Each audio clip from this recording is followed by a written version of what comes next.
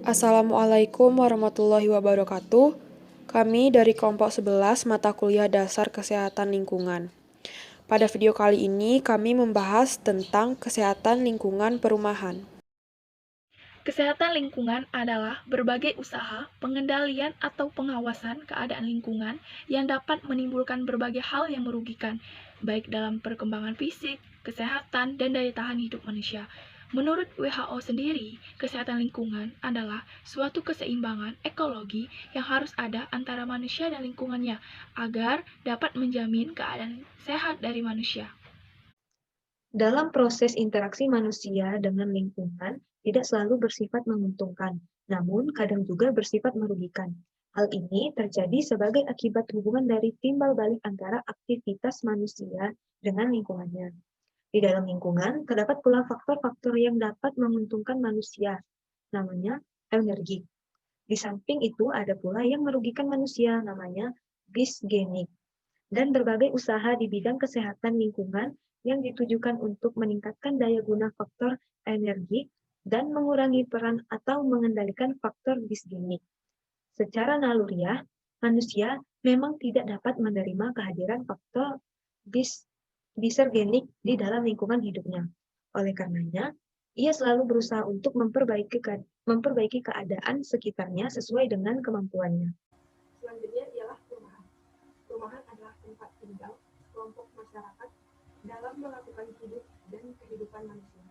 Oleh sementara orang disebut pemukiman. Pemukiman atau perumahan sangat berkaitan dengan kondisi ekonomi, sosial, pendidikan, budaya, tradisi dan kebiasaan, suku, keadaan geografi, dan kondisi lokal.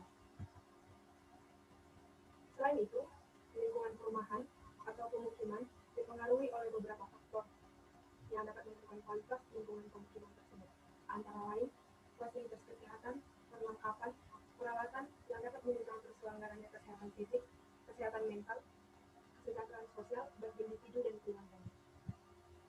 Selanjutnya, kita harus dapat membedakan antara perumahan dan pemukiman. Perumahan sendiri merupakan kelompok rumah yang berfungsi sebagai lingkungan tempat tinggal atau lingkungan hunian dan sarana pembinaan keluarga yang dilengkapi dengan prasarana dan sarana lingkungan.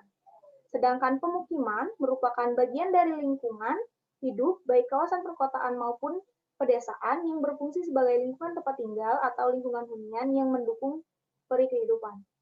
Untuk menciptakan satuan lingkungan pemukiman, diperlukan kawasan perumahan dalam berbagai bentuk dan ukuran, dengan penataan lahan dan ruang, prasarana dan sarana lingkungan yang memenuhi kesehatan.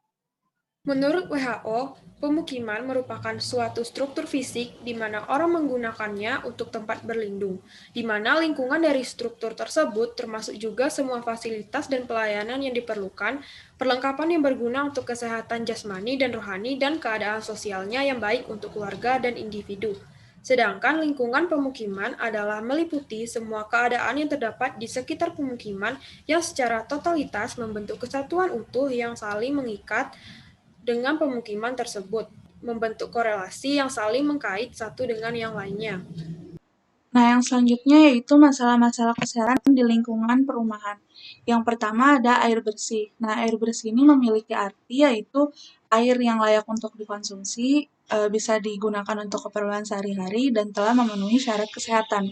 Nah, air bersih bisa menjadi masalah-masalah kesehatan di lingkungan perumahan apabila air tersebut tuh tidak memenuhi syarat kesehatan seperti air tersebut tuh berasa, terus berwarna, berbau, dan lain-lain. Terus yang kedua, ada pembuangan kotoran atau tinja.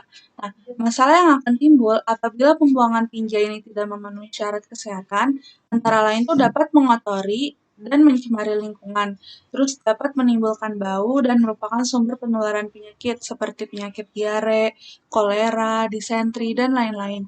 Terus yang ketiga, ada kesehatan pemukiman. Nah, pemukiman yang buruk itu bisa membawa dampak yang buruk pula untuk seseorang yang tinggal di sekitarnya. Nah, dampak dari pemukiman yang buruk itu seperti bisa mengakibatkan kondisi kesehatan seseorang yang buruk, terus bisa menimbulkan sumber pencemaran, sumber penyakit, dan lain-lain. Terus yang keempat, ada pembuangan sampah. Nah, pembuangan sampah ini bisa menjadi masalah-masalah kesehatan di lingkungan perumahan apabila kita membuang sampah secara sembarangan. Nah, membuang sampah secara sembarangan juga bisa mengakibatkan dampak buruk seperti menimbulkan suatu penyakit seperti penyakit hepatitis A, terus penyakit demam berdarah, keracunan makanan, dan lain-lain. Terus yang kelima, ada serangga dan binatang pengganggu. Nah, serangga dan binatang pengganggu juga bisa mengakibatkan masalah-masalah kesehatan di lingkungan perumahan karena dapat menimbulkan penyakit. Dan yang terakhir ada makanan dan minuman. Nah, makanan dan minuman bisa menjadi masalah kesehatan di lingkungan perumahan apabila kita mengonsumsi makanan dan minuman yang tidak sehat. Persyaratan Kesehatan Lingkungan Perumahan. Menurut Keputusan Menteri Kesehatan Republik Indonesia Nomor 829 tentang Persyaratan Kesehatan Perumahan, beberapa syarat kesehatan lingkungan perumahan meliputi aspek lokasi, kualitas udara dan kebisingan, kualitas tanah, kualitas air tanah, sarana dan prasarana lingkungan, binatang penular penyakit, dan penghijauan. Yang pertama ada aspek lokasi. Aspek lokasi ini terdiri dari 3, yaitu yang pertama, tidak terletak pada daerah rawan bencana alam seperti bantaran sungai, aliran lahar, gelombang tsunami, daerah pasang surut, longsor, dan sebagainya. Yang kedua, tidak terletak pada daerah bekas tempat TPAS dan bekas lokasi pertambangan. Yang ketiga, tidak terletak pada daerah rawan kecelakaan dan daerah kebakaran seperti jalur pendaratan penerbangan. Selanjutnya, kualitas udara dan kebisingan. Kualitas udara ambien di lingkungan perumahan harus bebas dari gangguan gas beracun, baik dihasilkan dari alam atau aktivitas manusia, dan memenuhi persyaratan baku mutu udara yang berlaku dengan perhatian khusus terhadap parameter-parameter sebagai berikut. Yang pertama, tingkat kebisingan di lokasi tidak melebihi 45 sampai 55 dBA. Yang kedua, gas berbau yaitu H2S dan N3 secara biologis tidak terdeteksi. Yang ketiga, partikel debu diameter lebih kecil dari 10 gig tidak melebihi 150. Yang keempat, gas SO2 tidak melebihi 0,10 ppm. Yang kelima, debu tidak melebihi 350 mm kubik per meter kuadrat per hari. Yang keenam, kecepatan getaran di lingkungan perumahan maksimal adalah 10 mm per detik. C. Kualitas tanah. Jadi, kualitas tanah pada daerah permukiman harus memenuhi persyaratan sebagai berikut. Yang pertama, timah hitam maksimal 300 mg per kilogram. Yang kedua, arsenik total maksimal 100 mg per kilogram. Yang ketiga, kadmium maksimal 20 mg per kilogram. Dan yang terakhir, benzoviren maksimal 1 mg per kilogram. Lalu yang selanjutnya yaitu kualitas air tanah. Kualitas air tanah pada daerah perumahan minimal harus memenuhi persyaratan air baku. Untuk air minum golongan B, yaitu air yang dapat dipergunakan sebagai air baku untuk diolah menjadi air minum dan keperluan rumah tangga, sesuai dengan peraturan yang berlaku.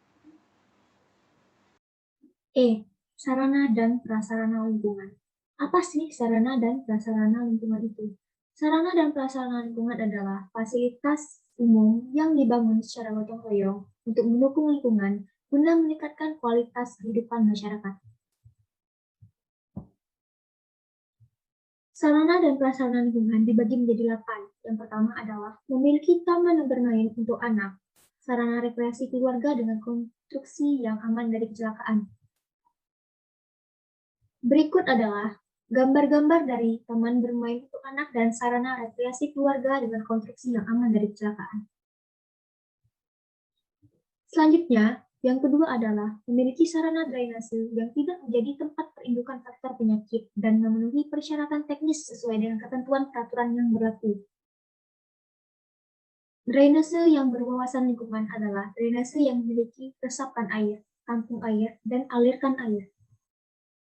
Yang selanjutnya atau yang ketiga adalah memiliki sarana jalan lingkungan dengan ketentuan, antara lain konstruksi jalan tidak membahayakan kesehatan. Berikut adalah gambar-gambar dari sarana jalan lingkungan dengan ketentuan yang tidak membahayakan kesehatan. Berikutnya adalah konstruksi trotoar jalan tidak membahayakan pejalan kaki dan penyandang cacat. Berikut adalah gambar-gambar trotoar yang tidak membahayakan pejalan kaki dan penyandang cacat, di mana trotoar untuk pejalan kaki memiliki jarak yang jauh agar tidak membahayakan kesehatan.